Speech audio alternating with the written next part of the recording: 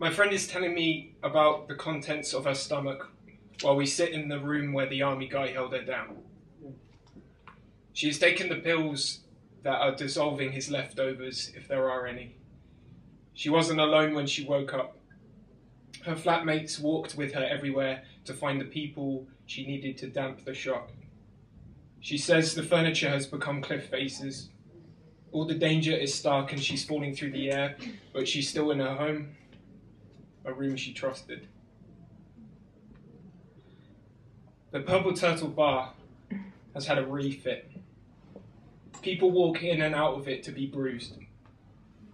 It's how they become aware of their hearts and forget them again. I'm not sure why I keep coming back. My way home has been crippled by the 5 of us riding my bike at once. Bad idea. The group of guys tell me they're good for the wheel money. I only know 2 of them. We're sitting in the bamboo scaffolding that is the beer garden. A guy with a shirt too big for him joins our table. His collar is up past his ears. He voice hooks a passing woman in a jacket too big for her, the waterproof hood covering her ears, and her face is just a little cut out between her fringe. She speaks Polish and holds out a rose.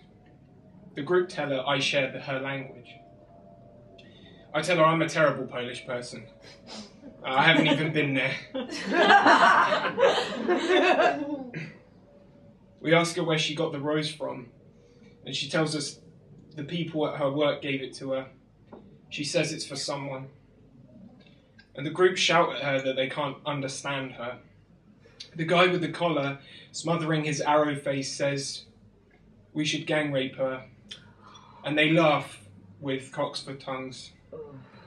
He says, whilst he places his hand on me, I'll have her first.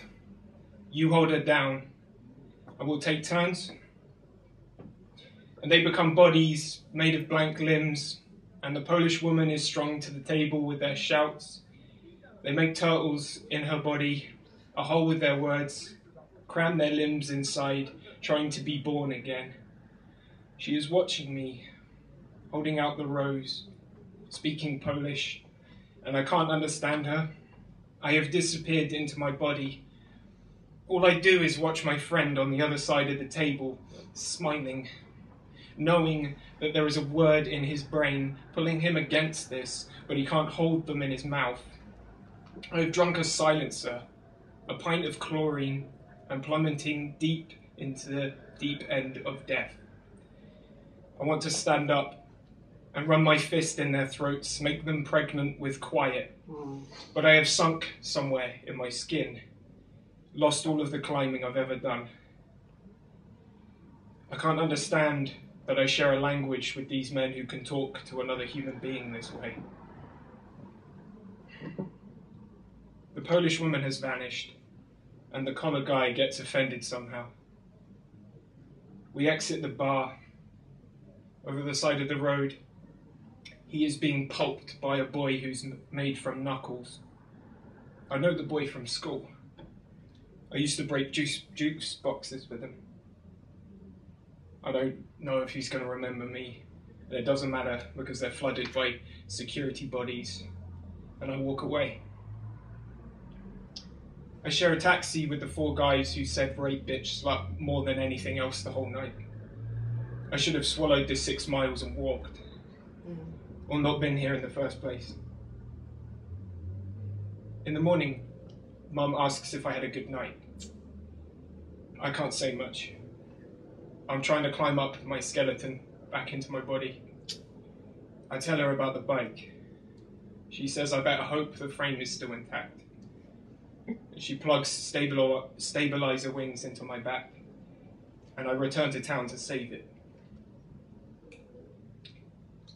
After my friend tells me how it happens, I hold her, bury my eyes into her shoulder, and cry. I say sorries in a language full of water. She says she didn't expect me to react like this. She'll write a poem about the taxi journey to her house last night, and I'll know everything she leaves out. Our teacher will grade it, and just add it to the pile of average things he has read this year. She has to go to work, and I tell her I'll walk with her there, even though she says I don't have to. We leave the room, hoping it will become home again. Wow. Woo!